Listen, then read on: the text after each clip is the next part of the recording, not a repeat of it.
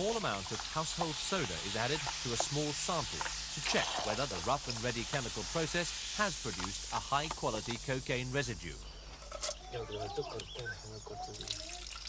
The result is positive, so all the mixture is strained one last time through a linen cloth.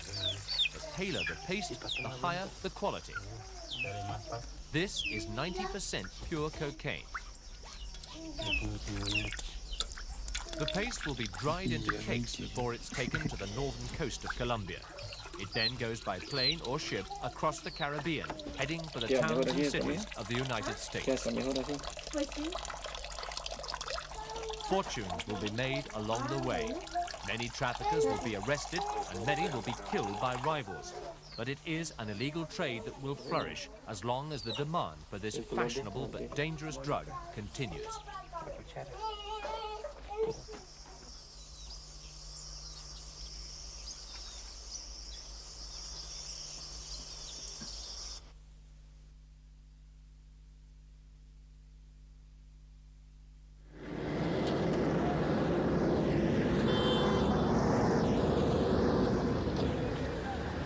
5 o'clock in the morning, the main street of Gaza town.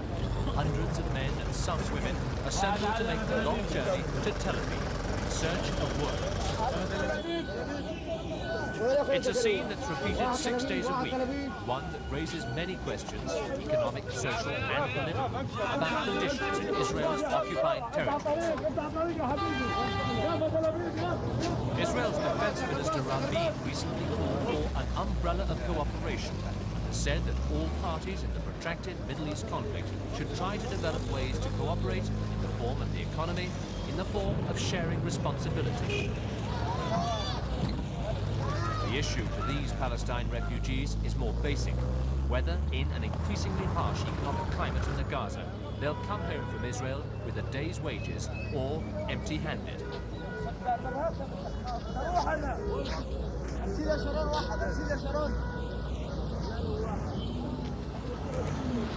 The workers come from the vast camps of the Gaza Strip, temporary refuge for more than 400,000 registered Palestine refugees.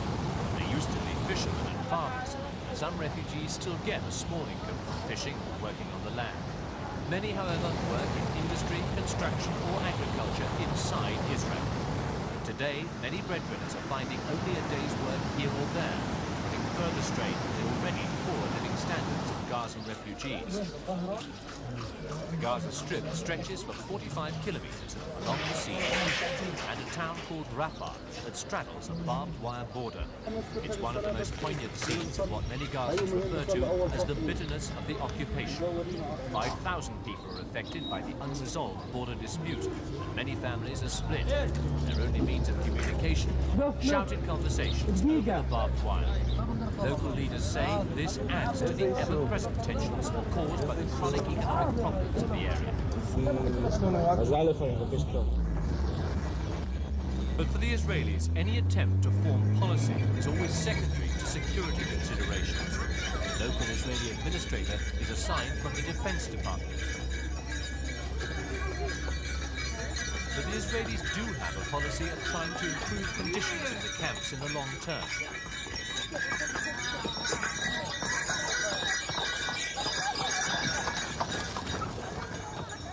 They want to improve housing conditions by helping to build new structures and lowering density.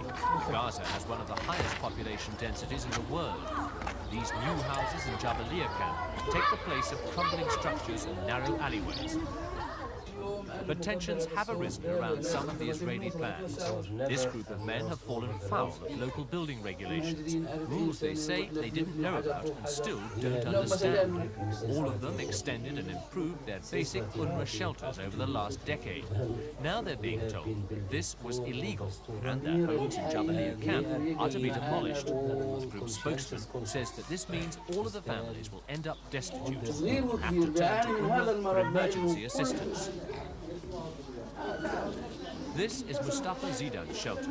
He lives with his 14 children, the youngest daughter born just weeks ago in this dwelling, and like many other refugees, feels that in matters like these, nobody is able to do anything for them, that and they're victims of a bureaucratic system that doesn't defend their own basic human rights, as they're shunted from military court to Supreme Court and back again.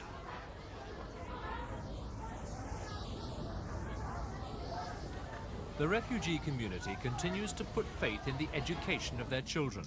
UNRWA schools like this one in Dar el Bala camp are renowned throughout the Middle East as turning out a high caliber of graduate. In fact, professional Palestine refugees are scattered throughout the region. But this too is changing. Hundreds of teachers are unemployed. Is this address? Is this address? Yes, it is. Good, I'll listen. Thousands of well-trained academics, as well as vocationally trained graduates, are unable to find work. The Israeli job market is closed to them, and they can't find work in Arab countries either. Some of these vocationally trained students will find work in the local economy, but it's almost inevitable that many of these young men will simply end up at dawn in Gaza town, joining the hundreds of others looking for unskilled work in Israel.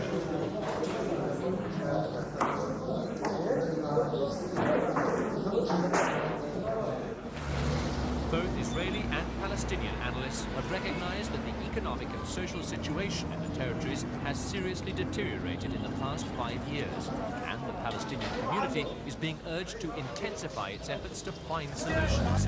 But people in the Gaza, from the men in the morning rush to work in Israel, to a variety of local leaders, say little has actually been done, and the situation is getting worse.